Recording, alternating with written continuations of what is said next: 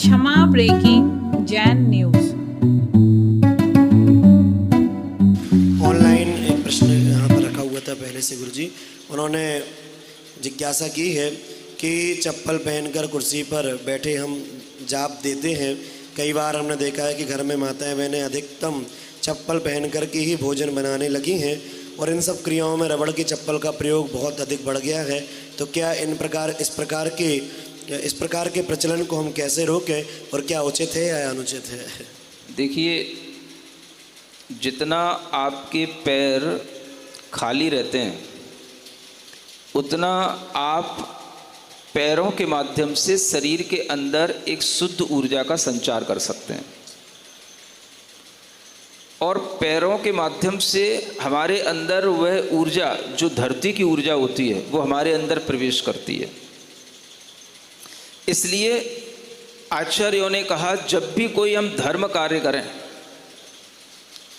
तो वह धर्म कार्य हमारा पवित्र ऊर्जा के साथ होना चाहिए और वह पवित्र ऊर्जा के लिए जिस क्षेत्र पर हम बैठे हैं, जिस स्थान पर हम बैठे हैं, वो स्थान पवित्र होना चाहिए।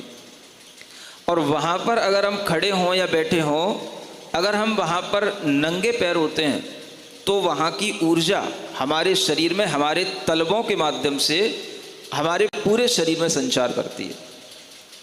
चप्पल चाहे रबड़ की हो, चाहे किसी और चीज़ की हो, कपड़े की हो, कुछ की भी हो, वो हमारे बीच में एक व्यवधान बनेगी और उस शुद्ध ऊर्जा का जो हम प्राकृतिक ऊर्जा का जो हम ग्रहण करते, उसके लिए वह जब व्यवधान बन जाएगी तो आपके जो कार्य की पवित्रता है उस पवित्रता का पूरा 100% फल आपको प्राप्त नहीं होगा।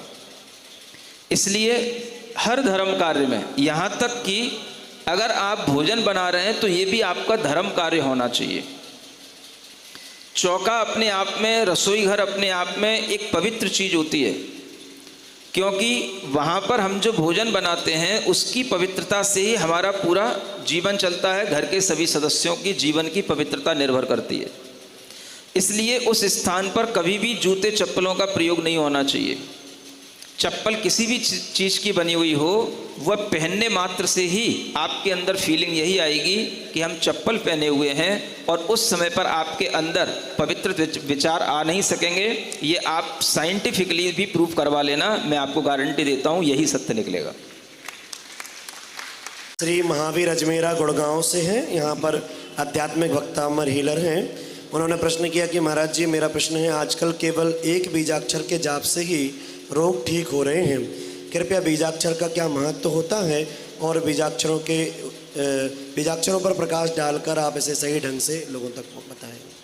हाँ, रोग तो कई तरह की थेरेपी से ठीक हो सकते हैं। बीजाक्षरों से भी हो जाए तो कोई बहुत बड़ी बात नहीं है।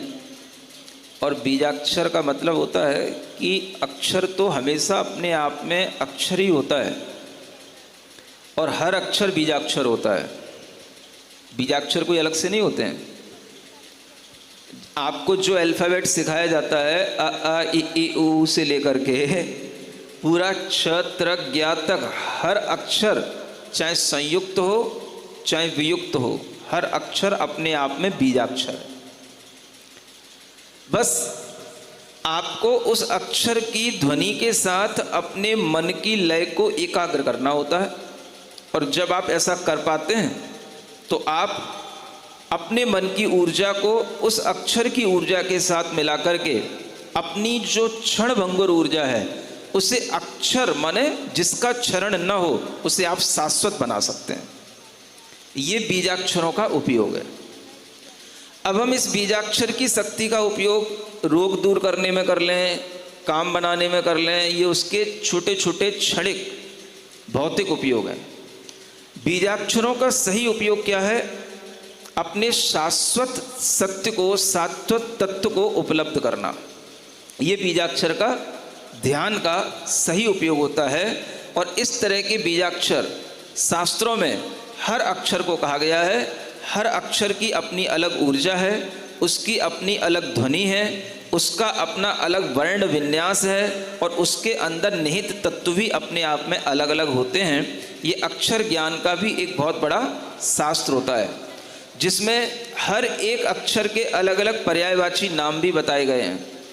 एकाक्षरी शब्दकोश भी है जिसके माध्यम से आप कभी पढ़ें तो आ से लेकर के अंत के हा तक के अक्षरों का आप पर्यायवाची नाम इससे क्या ध्वनित होता है वह सब उसके अंदर बताया गया है। इसलिए अक्षर शास्त्र को भी हम इसी रूप में देखें कि वह बीजाक्षर हमारी मन की एकाग्रता से काम करता है, और जितने भी आप अभिषेक आदि क्रियाएं करते हैं उनमें भी इसी तरह के बीजाक्षरों का उपयोग किया जाता है। तो वह बीजाक्षर का उपयोग आप अपने अक्षर तत्व को, माने जिसका क्षरण ना हो उस तत्व को प्राप्त करने के लिए करें, क्षणिक चीज़ों को प्राप्त करने के लिए ना करें तो ये ज़्यादा अच्छा होगा।